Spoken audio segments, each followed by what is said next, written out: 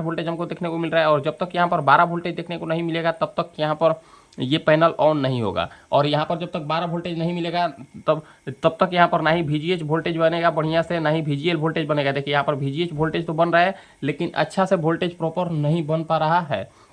यहाँ पर VA voltage check करते हैं। देखिए यहाँ पर 11 वोल्ट VGH वोल्टेज चेक करते हैं। देखिए यहाँ पर VGH वोल्टेज भी स्टेबल नहीं रह रहा है। ये VGH वोल्टेज लगातार यहाँ पर ये VGH वोल्टेज लगातार ऊपर नीचे हो रहा है। मतलब हेलो फ्रेंड्स, स्वागत है आपका आज की इस नई वीडियो में। तो देखिए आज हमारे पास एक 24 inch local made LED TV repair होने के लिए आया है।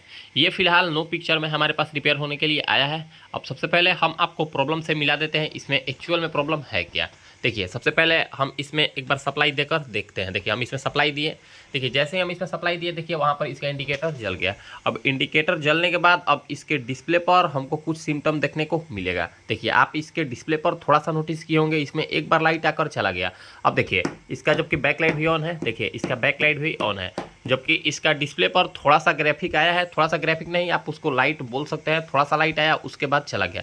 फिर से हम आपको एक बार इसके प्रॉब्लम से मिलाते हैं। देखिए हम इसका प्लग निकाल दिए, फिर से हम इसमें लाइट सप्लाई देते हैं। सप्लाई दिए, देखिए अभी फिलहाल इसमें सप्लाई ही नहीं आ रहा है, हो सकता है ये प्लग हमारा। देखिए फिर से हम इसमें एक बार सप्लाई देकर देखते हैं। देखिए हम इसमें फिर से एक बार सप्लाई दिए, देखिए वहाँ पर इसका लाइट जल गया। अब लाइट जलने के बाद फिर से हम आपको एक बार इसका प्रॉब्लम से मिलाते हैं। देखिए फिर से इसका डिस्प्ले पर लाइट आया और चला गया, जबकि इसका बैक लाइट भी देखिए अभी फिलहाल इसका बैक लाइट भी ऑन नहीं है। क्या पता ये हो सकता है यहाँ से तार हिल रहा होगा, इसी के कारण ऐसा समस्या देखने को मिल रहा है। फिलहाल इसमें कस्टमर का कहना यही है कि इसमें कोई भी डिस्प्ले नहीं आ रहा है, जबकि इसमें इंडिकेटर जल रहा था और इसमें लाइट भी आ रहा था। तो अब हम इसको खोल कर देखेंगे आखिर प्रॉब्लम कहाँ से है, किस तरीके से ठीक होगा। तो सबसे पहले हम इसके बैक पैनल को खोलते हैं। बैक पैनल को खोल कर फिर हम आपको दिखाते हैं। तो देखिए हम इस टीवी को ओपन कर लिए। अब इस टीवी को ओपन करने के बाद अब हम क्या करते हैं, सबसे पहले तो हम इसमें एक इंडिकेटर और की पैनल को लगा लेते हैं, ताकि हमको इसमें ये चीज़ पता चल सके इसमें सप्लाई आ रहा है या फिर नहीं।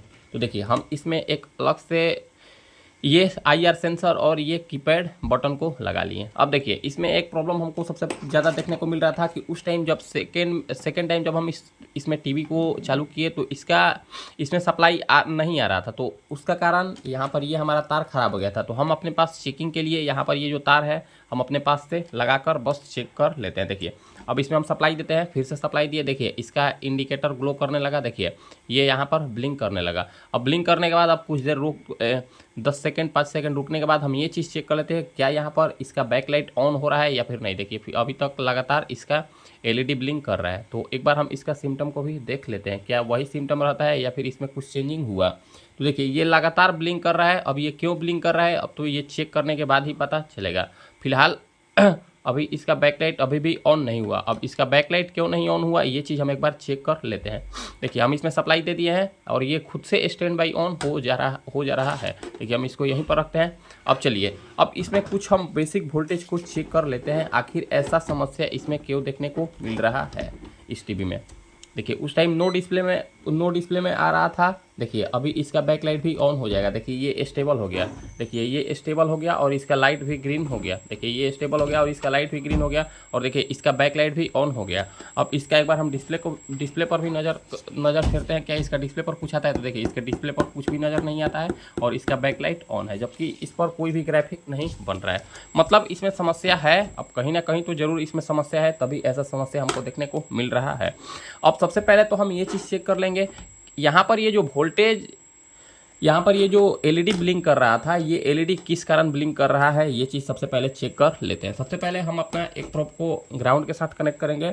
ग्राउंड के साथ कनेक्ट करने से पहले सबसे पहले हम क्या चेक करेंगे, सबसे पहले हम इसका थोड़ा सा हम अपना फ़ोन को जूम इन कर लेते हैं ताकि हम आपको बढ़िया से समझा सके। देखिए यहाँ पर एक आपको डायोड देखने को मिल रहा है। सबसे पहले हमको इस डायोड पर वोल्टेज चेक कर लेना है, यहाँ पर हमको कितना वोल्टेज देखने को मिल रहा है। तो देखिए यहाँ पर हमको 8 वोल्टेज के समथिंग देखने को मिल रहा है। देखिए यहाँ पर हमको 8 वोल्टेज के समथिंग देखने को मिल रहा है, जो कि ये वोल्टेज सरासर गलत है। यहाँ पर हमको 12 वोल्टेज के समथिंग देखने को मिलना चाहिए, तब यहाँ पर ये हमारा तब यहाँ पर ये हमारा बोर्ड प्रॉपर काम करेगा। लेकिन यहाँ पर हमको 8 वोल्टेज देखने को मिल रहा है। फिर से एक बार हम इसमें से सप्लाई को निकालते हैं। देखिए फिर से हम एक बार सप्लाई को निकाल दिए। सप्लाई निकालने के बाद फिर से हम एक बार इसमें सप्लाई देते हैं और एक यहाँ पर वोल्टेज चेक करते हैं। देखिए यहाँ पर हमारा वोल्टेज अभी 12 वोल्टेज प्रॉपर हो गया। देखिए यहाँ पर 12 वोल्टेज हुआ और जैसे ही इस पर बैकलाइट का लोड पड़ा, देखिए जैसे ही इस पर बैकलाइट का लोड पड़ा, यहाँ पर ये वोल्टेज 12 वोल्टेज से 8 वोल्टेज में तब्दील हो गया। देखिए ये 12 वोल्टेज से 8 वोल्टेज में तब्दील हो गया। अब आखिर ऐसा क्यों हो रहा है? अब ऐसा होने का कारण 2-3 चीज़ हो सकता है। अगर ये प्राइमरी सेक्शन में कहीं प्रॉब्लम आएगा, अगर ये प्राइमरी सेक्शन में कहीं प्रॉब्लम होगा फिर भी यहाँ पर ये आउटपुट वोल्टेज दबेगा। अगर ये सेकेंडरी सेक्शन का ये कैपेसिटर हमारा 330 वी 35 वोल्ट का ये कैपेसिटर वीक हो जाएगा, फिर भी यहाँ पर ये हमारा वोल्टेज ड्रॉप होगा। फिलहाल हम ये चीज़ चेक कर लेंगे आखिर समस्या है तो है कहाँ से। देखिए यहाँ पर 8 वोल्टेज आ रहा है। अब इसके पैनल पर हम एक बार वोल्टेज को चेक कर लेते हैं, क्या इसके पैनल पर हमको कुछ वोल्टेज देखने को मिल रहा है या फिर नहीं। देखिए जूम आउट कर लेते हैं। इसका पैनल का VCC सप्लाई को हम चेक कर लेते हैं, यहाँ पर हमको कितना वोल्टेज देखने को मिल रहा है। तो देखिए इसका पैनल का VCC सप्लाई यहाँ पर भी 8 वोल्टेज देखने को मिल रहा है। लेकिन यहाँ पर 8 वोल्टेज आएगा तो पैनल ऑन होगा ही नहीं। देखिए यहाँ पर 8 वोल्टेज हमको देखने को मिल रहा है और जब तक यहाँ पर 12 वोल्टेज देखने को नहीं मिलेगा तब तक यहाँ पर ये पैनल ऑन नहीं होगा। और यहाँ पर जब तक 12 वोल्टेज नहीं मिलेगा तब तक यहाँ पर ना ही VGH वोल्टेज बनेगा बढ़िया से, ना ही VGL वोल्टेज बनेगा। देखिए यहाँ पर VGH वोल्टेज तो बन रहा है लेकिन अच्छा से वोल्टेज प्रॉपर नहीं बन पा रहा है।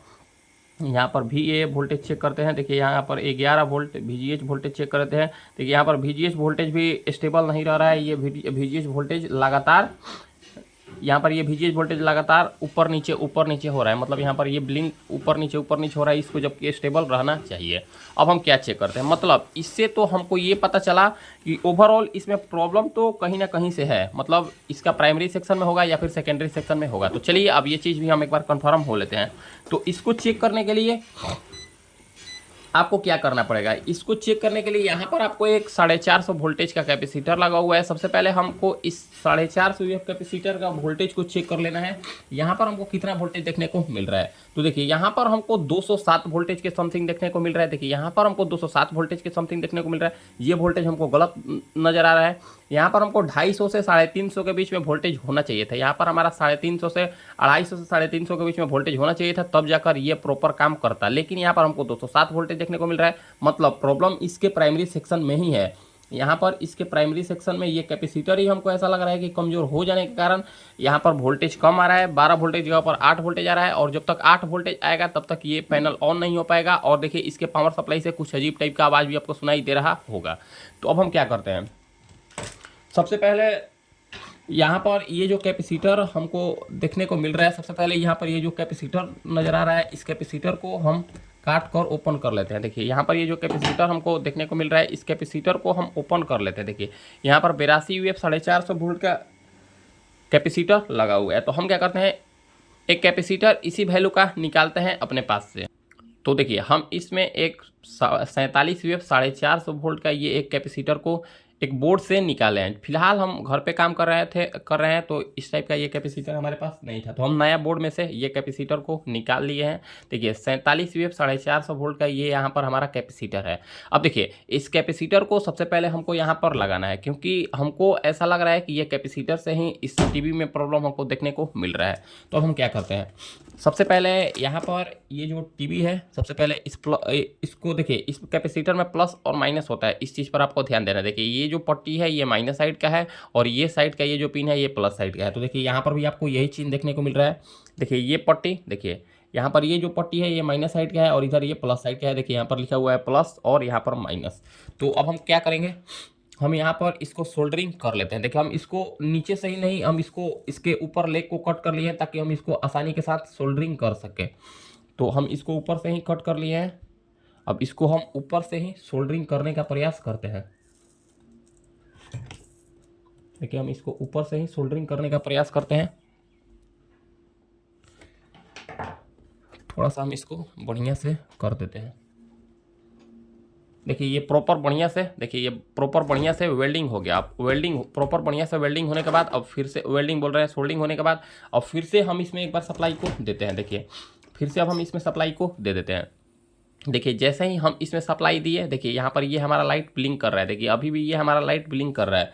अब लाइट ब्लिंक कर रहा है। अब इसके साथ साथ हम एक बार फिर से यहाँ पर इसका वोल्टेज को चेक कर लेते हैं, क्या इसके वोल्टेज में कुछ प्रॉब्लम अंतर हुआ या फिर वोल्टेज में अंतर नहीं हुआ। तो देखिए सबसे पहले हम क्या करते हैं, देखिए यहाँ पर हम एक बार वोल्टेज को चेक कर लेते हैं। देखिए यहाँ पर कुछ तो वोल्टेज, देखिए यहाँ पर कुछ वोल्टेज ज़्यादा हुआ। देखिए एक मीटर हमारे से लड़ गया था, मीटर का प्रॉब्लम। देखिए यहाँ पर अब हमारा 290 वोल्टेज, 271 वोल्टेज, देखिए अभी भी 260 वोल्टेज के समथिंग बन रहा है यहाँ पर, मतलब कुछ वोल्टेज बूस्ट हुआ है। अब इसके आउटपुट में फिर से हम एक बार वोल्टेज को चेक कर लेते हैं, क्या यहाँ पर हमको आउटपुट में कुछ वोल्टेज बढ़ा हुआ मिला। तो देखिए यहाँ पर हमको 8.42 के समथिंग वोल्टेज देखने को मिल रहा है। देखिए 8.42 के समथिंग यहाँ पर वोल्टेज देखने को मिल रहा है, जो कि अभी भी ये हमारा वोल्टेज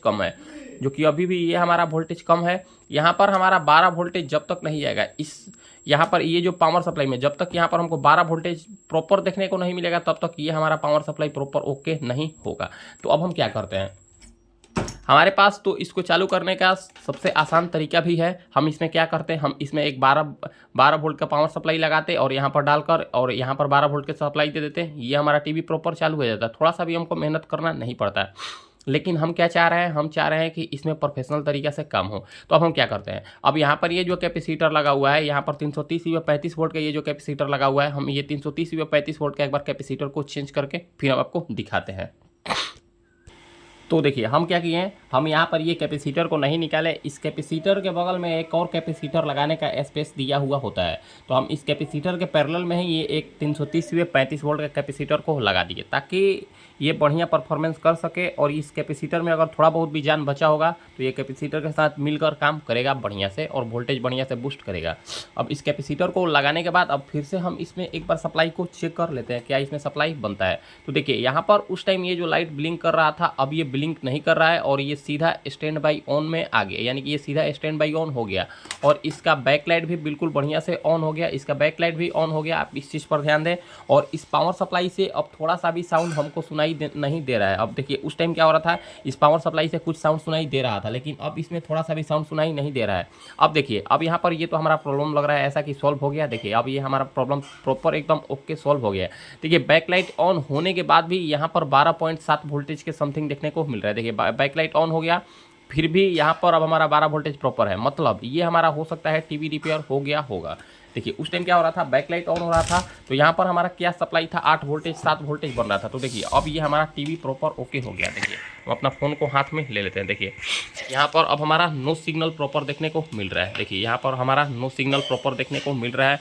उस टाइम क्या हो रहा था, उस टाइम इसमें वोल्टेज ड्रॉप हो जा रहा था, 12 वोल्ट की जगह पर 8 वोल्टेज आ रहा था। अब ये देखिए नो सिग्नल में आ गया। देखिए अब ये प्रॉपर आपको नो सिग्नल दिख रहा है और एकदम बढ़िया से ब्लू स्क्रीन में आ गया। मतलब इसमें समस्या सिर्फ और सिर्फ एक कैपेसिटर का था। देखिए मतलब इसमें समस्या सिर्फ और सिर्फ एक कैपेसिटर से था। यहाँ पर ये कैपेसिटर वीक हो जाने के कारण, देखिए यहाँ पर ये कैपेसिटर वीक हो जाने के कारण हमको ऐसा प्रॉब्लम देखने को मिल रहा था, क्योंकि आउटपुट वोल्टेज का ड्रॉप होना ये दो जगह का संकेत है। एक तो प्राइमरी सेक्शन का संकेत है और दूसरा सेकेंडरी सेक्शन का। अगर प्राइमरी सेक्शन में ये फिल्टर कैपेसिटर का वोल्टेज अगर ड्रॉप होगा तो ये आउटपुट सेक्शन का भी वोल्टेज कम कर देगा। और अगर प्राइमरी सेक्शन ओके होगा और ये फिल्टर यहाँ पर ये जो आउटपुट सेक्शन में यानी कि सेकेंडरी सेक्शन के ये आउटपुट सेक्शन में यहाँ पर ये जो एक कैपेसिटर लगा हुआ होता है जो कि 12 वोल्ट को फिल्टर करता है, अगर यहाँ पर ये कैपेसिटर कमज़ोर हो जाएगा तो यहाँ पर सप्लाई इस तरीक़े से मिलेगा, यानी कि वोल्टेज कम देखने को मिलेगा। अब देखिए अब यहाँ पर पैनल पर हमारा प्रॉपर एकदम वोल्टेज बन रहा होगा, ये चीज़ तो अब हम नहीं चेक कराएंगे क्योंकि अब हमारा टीवी ओके हो गया। वैसे हमको इसमें प्रॉब्लम लग रहा था कि यहाँ ये हमारा पैनल का है, लेकिन ये प्रॉब्लम पैनल का नहीं था, ये प्रॉब्लम सिर्फ और सिर्फ एक कैपेसिटर का था, ये प्रॉब्लम मदरबोर्ड का था। अब ये प्रॉब्लम हमारा बिल्कुल रिपेयर हो गया है। अब हमारा देखिए टीवी एकदम प्रॉपर ओके हो गया। देखिए अब हमारा टीवी प्रॉपर ओके हो गया है। देखिए फिर से हम इसमें एक बार सप्लाई निकालते हैं। देखिए फिर से सप्लाई निकालते हैं और फिर से हम इसमें डालते हैं सप्लाई डालकर और फिर से एक बार इसको चालू करके दिखाते हैं। देखिए ये हमारा टीवी खुद से चालू हो जाएगा। अब इसमें थोड़ा सा भी साउंड नहीं है, देखिए थोड़ा सा भी अब इसमें साउंड नहीं आ रहा है। फिर से एक बार हम आपको ग्राफिक दिखाते हैं। देखिए अल्फा करके आया और देखिए इसका ग्राफिक भी बनने लगा। मतलब ये हमारा टीवी प्रॉपर ओके हो गया। अगर आपको हमारा ये जानकारी अच्छा लगा हो तो फ्रेंड्स वीडियो को लाइक करें, कमेंट करें और हमारे चैनल को सब्सक्राइब जरूर करें। मिलते हैं किसी नेक्स्ट वीडियो में। आज के लिए इतना ही, धन्यवाद।